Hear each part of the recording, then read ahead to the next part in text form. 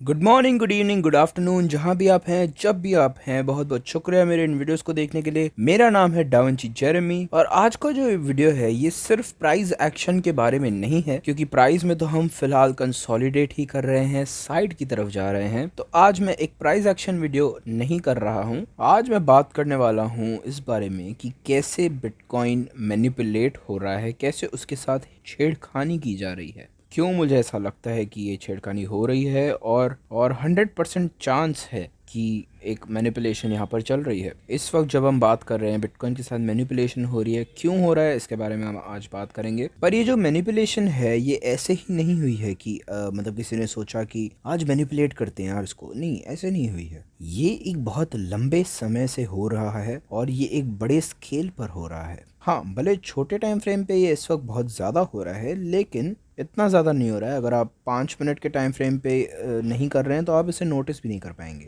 पर बहुत बार ऐसा भी समय आता है लोअर टाइम फ्रेम पे, 5-15 मिनट के टाइम फ्रेम पे, जब आपको देखने को मिलता है कि हाँ, यहाँ पर कुछ तो प्राइस के साथ मैनिपुलेशन चल रही है। और ये मैनिपुलेशन इसलिए हो रही है कि जो लेवरेज के साथ ट्रेड कर रहे हैं, जिनकी लॉन्ग पोजीशन खुली हुई है बड़ी सी या शॉर्ट पोजीशन खुली है, उन्हें लिक्विडेट करने के लिए ये मैनिपुलेशन चल रही है छोटे टाइम फ्रेम्स पे। अब ये वो मैनिपुलेशन नहीं है जो हमें एक बड़ी सी पिक्चर देती है हमें। चलिए एक सेकंड के लिए ऐसा प्रिटेंड करते हैं कि मार्केट में कोई मैनिपुलेशन नहीं थी, तो इसका मतलब ये नहीं होगा कि मैनिपुलेशन नहीं है तो प्राइजेस नीचे नहीं आएंगी। नहीं नहीं नहीं, मैं ये नहीं कह रहा हूँ, बिल्कुल भी नहीं। मैं ये कह रहा हूँ कि प्राइजेस नीचे आएंगी तब तक जब तक हम बहुत ज़्यादा प्राइस पर नहीं पहुँच जाते। मतलब बिटकॉइन चाहता तो बहुत बड़ी $1,00,000 की प्राइस पर जा सकता था या उससे भी ज़्यादा पर इतना नीचे तो ये कभी ना कभी आ ही जाता।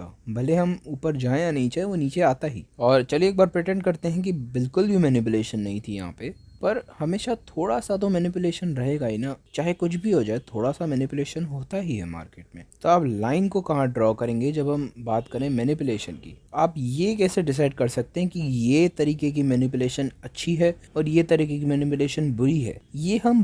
इसकी बात हम इस तरीके से कर ही नहीं सकते। और ये सवालों का जवाब फिलोसोफर को देना पड़ेगा किसी भविष्य में, क्योंकि मैनिपुलेशन तो हर मार्केट में हमेशा रहेगी कुछ डिग्री तक। पर देखिए, दो टाइप की मैनिपुलेशन यहाँ पर होती है।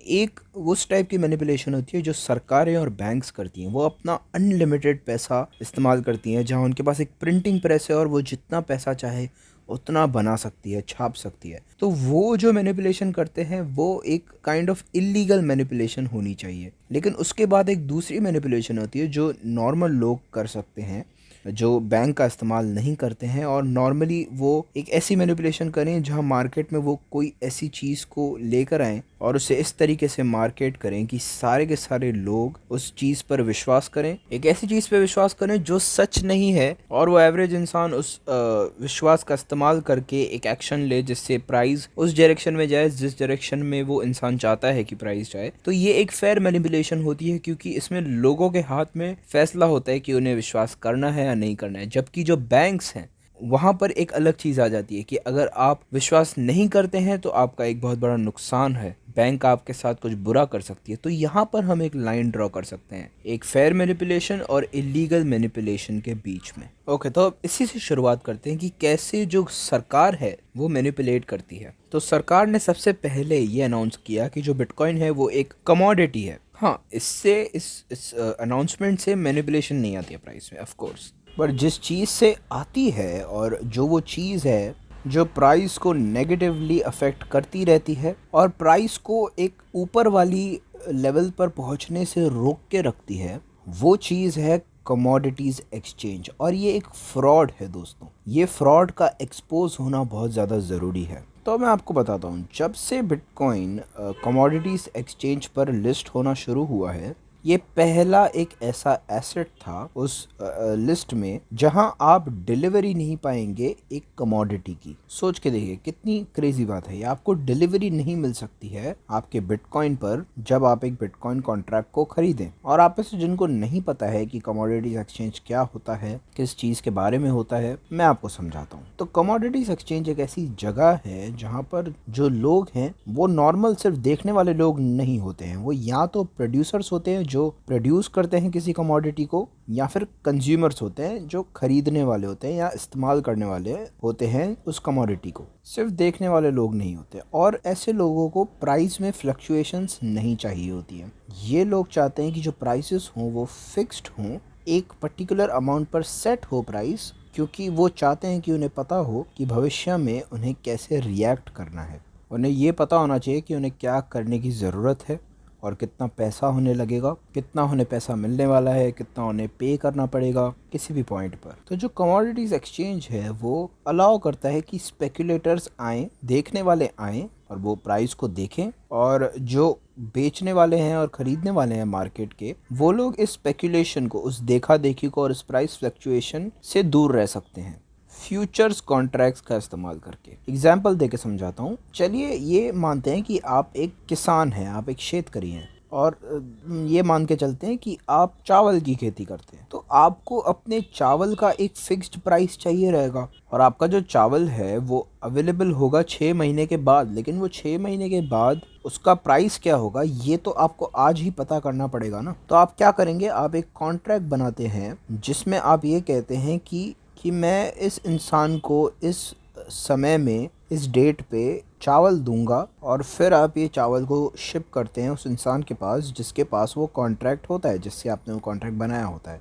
तो अब वो कॉन्ट्रैक्ट जाता है कमोडिटीज़ एक्सचेंज में, और कोई इंसान उस प्राइस पे, जो प्राइस आपने बताया होता है, उस प्राइस पे उस कॉन्ट्रैक्ट को ख़रीदता है, और फिर वो उसे फ्लिप कर सकते हैं किसी ऐसे इंसान को जो और ज़्यादा पैसा देगा इसके लिए, या किसी ऐसे इंसान को जो कम पैसा देगा। वो उसके ऊपर है, वो इस कॉन्ट्रैक्ट को आगे बेच सकते हैं। और ये बेचेंगे क्यों? ऐसा हो सकता है कि किसी को ये इंटेल मिली हो कि अगले 6 महीने में जो राइस का या चावल का जो प्राइस है वो ऊपर जाने वाला है या नीचे जाने वाला है, सीज़न ख़राब होने वाला है, कुछ भी, तो वो उस प्राइस पर लोगों को बेच सकते हैं आगे चल के, कि उस कॉन्ट्रैक्ट को वो आगे बेच सकते हैं अगर कोई ज़्यादा प्राइस पे उसे ख़रीदना चाहता है या कम प्राइस पे ख़रीदना चाहता है। तो बेसिकली एक तरीके से कमोडिटीज़ एक्सचेंज जो है वो इस तरीके से काम करती है। और दूसरी तरफ जो फ्यूचर मार्केट होता है वो कैसे काम करता है मैं वो बताता हूँ। तो जो इंसान उस चावल को ख़रीदना चाहता है और अपने इस्तेमाल के लिए रखना चाहता है, वो इंसान उस चावल को पहले से, समय के पहले ही ख़रीद देगा फ्यूचर मार्केट पर, और उन्हें पहले ही पता होगा कि उन्हें कितना प्राइस उस चावल के लिए देना पड़ेगा। ओके, तो अब ये जो मार्केट है, ये जो काम हो रहा है, ये बहुत लोगों को दिखता नहीं है और बहुत लोगों को इससे फ़र्क भी नहीं पड़ता है, क्योंकि वो इस मार्केट का हिस्सा नहीं है। तो ये मार्केट उन लोगों के लिए काफ़ी ज़्यादा काम का होता है जो लोग एक फिक्स्ड प्राइस चाहते हैं, लंबे समय तक एक फिक्स्ड प्राइस चाहते हैं, उनके लिए ये ठीक है। तो जैसे एग्जाम्पल के तौर पे मैकडोनल्ड्स है, वो मैकडोनल्ड्स एक लंबा ऑर्डर ले सकता है आलू का अपने फ्राइज़ के लिए, या फिर चिकन का या पनीर का। फ्यूचर मार्केट पे वो उस प्राइस को खरीद सकता है ताकि आपके बर्गर का, आपके फ्राइज़ का प्राइस बदले नहीं। तो मतलब मैकडोनल्ड्स को एक फिक्स्ड प्राइस चाहिए लंबे समय तक, ताकि उसके जो प्रोडक्ट्स हैं उनका भी प्राइस उतना ही रहे, बदले नहीं। तो एक ऐसा केस भी था कि जो ऑयल था, ऑयल का प्राइस था वो नेगेटिव चला गया था। अगर आपको याद हो तो 2020 में हुआ था, ये शायद से अप्रैल में हुआ था, अगर आपको याद हो, मतलब मुझे नहीं लगता कोई भी वो भूला होगा। तो ऑयल का प्राइस जो था नेगेटिव में चला गया था, उसका प्राइस लिटरली नेगेटिव हो गया था। तो नेगेटिव कैसे हुआ उसका प्राइस? वो नेगेटिव इसलिए हुआ क्योंकि एक कॉन्ट्रैक्ट था जो एक्सपायर होने वाला था, और जिसका वो कॉन्ट्रैक्ट था उसे डिलीवरी लेनी थी, पर तेल रखने की कोई जगह नहीं थी। तो इसी की वजह से उन्हें उस तेल से छुटकारा चाहिए था और उस कॉन्ट्रैक्ट से छुटकारा चाहिए था। और आप किसी को मतलब पैसे देने के लिए भी वो इंसान तैयार थे कि बस कोई वो कॉन्ट्रैक्ट उनसे ले ले। तो इसी की वजह से जो ऑयल का प्राइस था वो नेगेटिव चला गया था। तो मतलब अगर आपके कॉन्ट्रैक्ट एक्सपायर होने वाले हैं तो आपको उनसे छुटकारा चाहिए, और अगर आप डिलीवरी नहीं लेना चाहते। और दोस्तों, बिटकॉइन एकमात्र ऐसी कमोडिटी है जिसमें आप कभी भी डिलीवरी नहीं ले सकते। तो अब आप समझ रहे हैं कैसे ये चीज़ प्राइस को मैनिपुलेट कर सकती है, क्योंकि अब जो लोग हैं जो इस प्राइस को स्पेक्यूलेट करना चाहते हैं, उन्हें इसके एसेट से फ़र्क ही नहीं पड़ता है, वो बस इसे देखना चाहते हैं, स्पेक्यूलेट करना चाहते हैं। उनका प्राइस से कोई लेना देना ही नहीं है, बिल्कुल कोई लेना देना नहीं है। वो ना उसे ख़रीदते हैं, ना होल्ड करते हैं, ना बेचते हैं, ना डिलीवरी देते हैं, कुछ भी इस bitcoin commodity quote and quote के साथ उनका कोई लेना देना नहीं है। तो इससे प्राइस पे कैसे फ़र्क पड़ेगा? नहीं पड़ता है इससे फ़र्क। इससे बिटकॉइन के प्राइस से कोई लेना देना ही नहीं है। हाँ, बहुत सारा पैसा जा रहा है इसमें, बहुत सारा पैसा जा रहा है स्पेकुलेट करने के लिए बिटकॉइन को। अगर ऐसा नहीं होता तो वही सारे स्पेकुलेटर्स स्पॉट मार्केट में आते और बिटकॉइन को खरीदते। तो देख रहे हैं आप कि मैं क्या कहने की कोशिश कर रहा हूँ, क्योंकि उन्होंने बहुत सारा पैसा खर्च कर दिया है कॉन्ट्रैक्ट्स को स्पेकुलेट करने में, हद से ज़्यादा, क्योंकि इससे प्राइस पर फ़र्क ही नहीं पड़ता है। ये सिर्फ आपसे फ़र्क पड़ता है क्योंकि आप बिटकॉइन को ख़रीदते हैं, और इससे आपको एक एडवांटेज भी है कि इसका मतलब ये है कि जब ये चीज़ स्नैप होती है, बिटकॉइन एकदम पागलों की तरह इधर उधर होगा, या तो ऊपर जाएगा, नीचे जाएगा, बहुत ज़्यादा वॉलेटाइल हो जाएगा, क्योंकि ये सच्चाई कभी ना कभी तो रिवील होगी और ये सिस्टम कोलैप्स होगा अपने आप के अंदर ही। और जितने भी स्कैम्स हैं, जितने भी स्कैम्स जो वॉल स्ट्रीट और सरकारों ने किए हैं डॉलर की वैल्यू को बनाए रखने के लिए, वो सारी की सारी चीज़ें बाहर आ जाएंगी और सबके सामने आ जाएंगी। इसी के साथ दोस्तों, जो अगला हिस्सा है मैनिपुलेशन का, वो है ETF। अब ETF अलाउ करता है आपको रिटायरमेंट के फंड्स खरीदने के लिए बिटकॉइन में, क्योंकि आप कमोडिटी को नहीं खरीद सकते, आप कमोडिटीज़ एक्सचेंज पे कमोडिटी को नहीं खरीद सकते।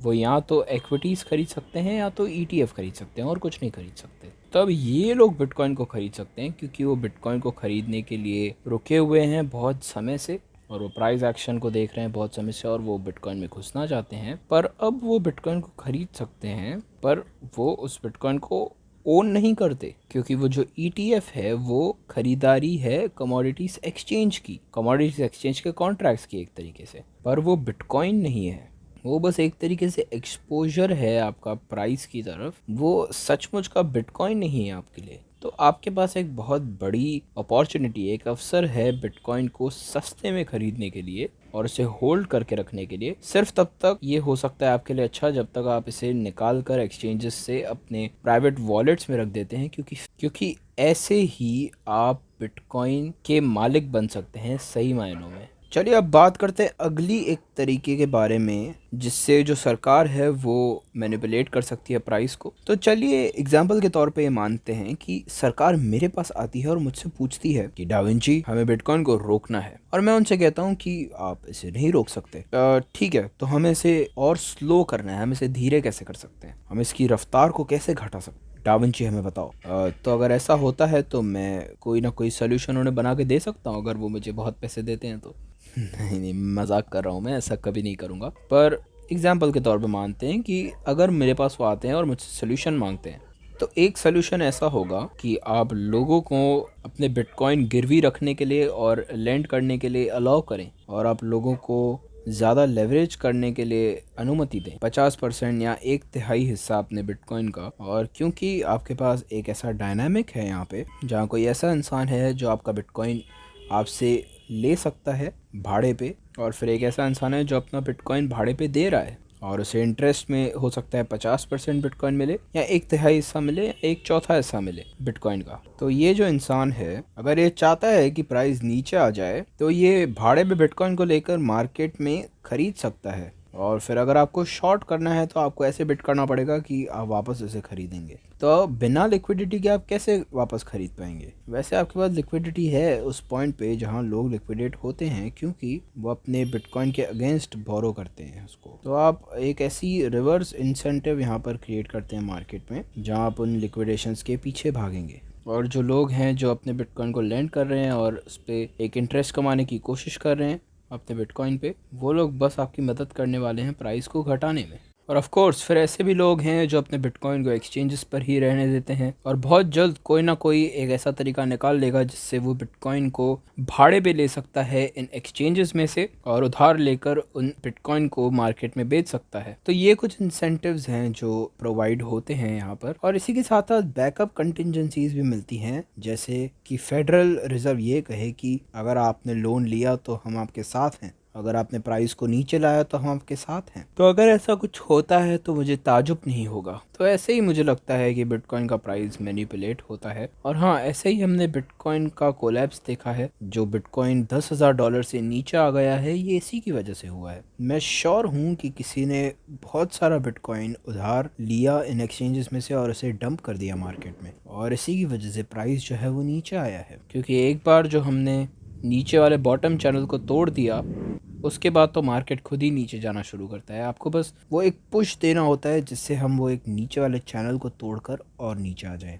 तो मतलब देखिए, अगर आपको याद हो तो बिटकॉइन पहले ऊपर जा रहा था, काफ़ी समय से बिटकॉइन ऊपर जा रहा था। तो इस जिसने भी ये मैनिपुलेशन किया है उसने बस उस एक पुश दिया है इस चैनल से नीचे लाने के लिए, और उसके बाद बिटकॉइन में एक कोलैप्स आ गया और प्राइस नीचे आ गया, और वो बाकी लोगों ने उसे कैरी कर लिया क्योंकि वो क्लियरली एक सिग्नल था कि अब बेरिश होने वाला है। और जो ट्रेडर्स थे उन्होंने भी इसे एक क्लियर सिग्नल की तरह देखा और सारी चीज़ें बेचना शुरू कर दी। ये बहुत ही दुखद चीज़ है कि ये हुआ, लेकिन ऐसा ही हुआ है दोस्तों। तो हाँ दोस्तों, इसी कारण की वजह से मुझे लगता है कि मैनिपुलेशन हो रही है इस वक्त मार्केट में, और मुझे नहीं लगता है ये मैनिपुलेशन तब तक बदल देगी जब तक यूएस डॉलर जो है वो कोलैप्स नहीं कर जाता। और जैसे ही वो यूएस डॉलर कोलैप्स कर जाएगा, हम ये सारी मैनिपुलेशन, सारे स्कैम्स को बाहर आते हुए देख पाएंगे। तो तब तक दोस्तों हमें और भी प्राइस स्विंग्स देखने को मिलने वाले, जहां हम एक बुल मार्केट देखेंगे, फिर एक बेयर मार्केट देखेंगे, फिर एक बुल मार्केट देखेंगे अगले 4 सालों में, मतलब हर 4 सालों में। तब तक जब तक यूएस की सरकार जो है वो कोलैप्स नहीं कर जाती और यूएस का डॉलर उसके साथ कोलैप्स नहीं कर जाता। और वो चीज़ आ रही है दोस्तों, आप मानो या ना मानो ये होने वाला है। यूएस की सरकार कोलैप्स करने वाली है, पर डरिएगा मत, दुनिया नहीं खत्म हो जाएगी अगर यूएस कोलैप्स हो जाएगा तो। इतिहास में बहुत सारे देशों ने ताकत बनाई है फिर ताकत खोई है, तो ऐसी कोई तकलीफ की बात नहीं है। अगर यूनाइटेड स्टेट्स ताकत खो देता है तो दुनिया नहीं खत्म हो जाएगी। तो डरने की ज़रूरत नहीं है दोस्तों, आप टेंशन की बात बिल्कुल नहीं है, आप टेंशन मत लीजिएगा। आपके सारे एसेट्स अभी भी यही हों अगर आप सही एसेट्स में अपने पैसों को डाल के रखेंगे। सही एसेट कौन सा है दोस्तों? वो तो बिटकॉइन है, आपको पता ही है। उसमें डाल के रखिए, बिटकॉइन हमेशा यहाँ रहेगा दोस्तों, तो आपको चिंता की कोई बात ही नहीं है। दुनिया नहीं ख़त्म हो जाएगी, बस एक शुरुआत होगी एक नए मॉनेटरी सिस्टम की।